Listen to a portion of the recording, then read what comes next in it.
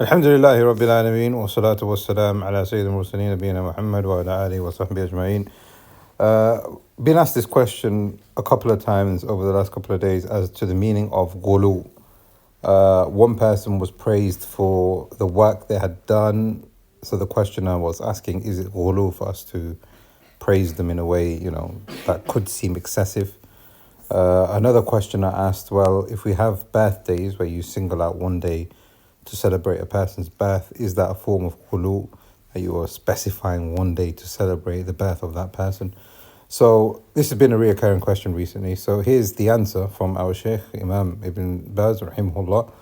And he says, so he's been asked the question, Ma ma'na al-Ghuloo fi ad-din? What is the meaning of Ghuloo in the religion?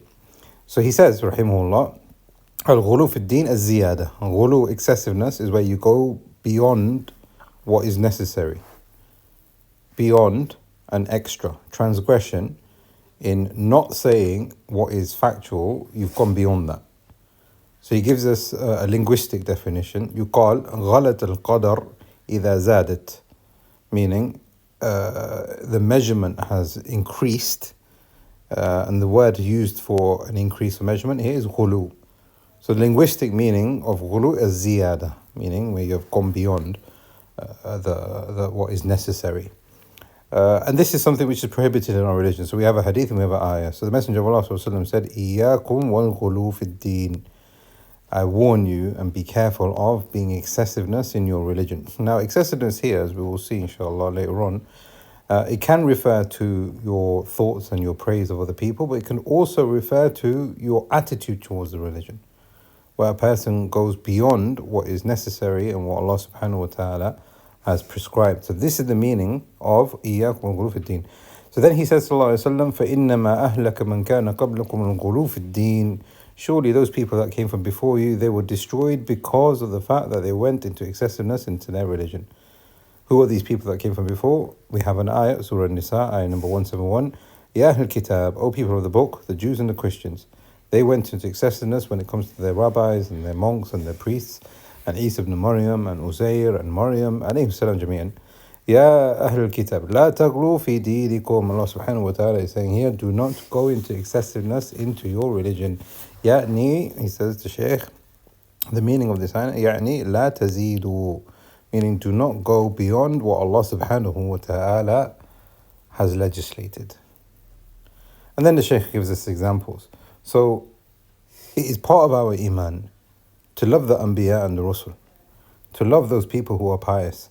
However, if we go beyond and use that love to transgress, so that then we can, end up worshipping them, supplicating to them, asking them for istighatha, meaning for relief, etc., taking oaths by them, then the Shaykh is saying, هذا ظلم. This is not praiseworthy, this is actual oppression. But Allah subhanahu wa ta'ala, he goes on to say, rahimahullah, has told us to obey him when it comes to those things which are virtuous. So even in those things that we are praising, even those things that we are completing for the sake of Allah subhanahu wa ta'ala. So what we're saying here is praise of people and things or actions. All of that is with the objective of praising Allah subhanahu wa ta'ala and attaining his pleasure.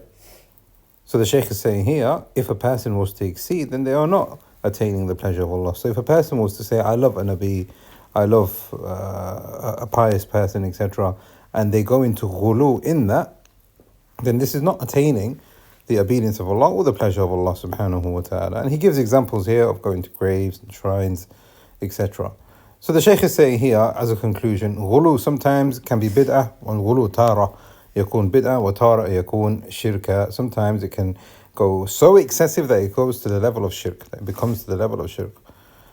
So this is the meaning of al-ghulu. Al-ghulu is when a person goes beyond what is necessary.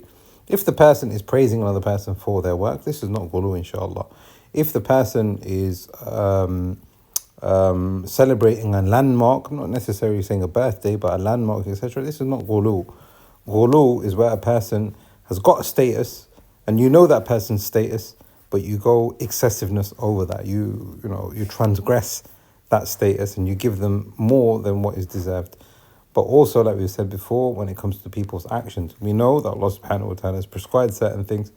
And if you were to do it in a way that Allah subhanahu wa ta'ala has legislated, this is exactly what is expected from you. But if a person goes beyond, then that person might be thinking that they're getting closer to Allah, but the Shaykh has explained here that this is another type of ghuloo which has been prohibited in our religion, and it was the cause for deviancy and destruction for those people that came from before. We ask Allah subhanahu wa ta'ala that He gives us balance, and Allah subhanahu wa ta'ala makes us upon the sirat al-mustaqim, the people who have that balance.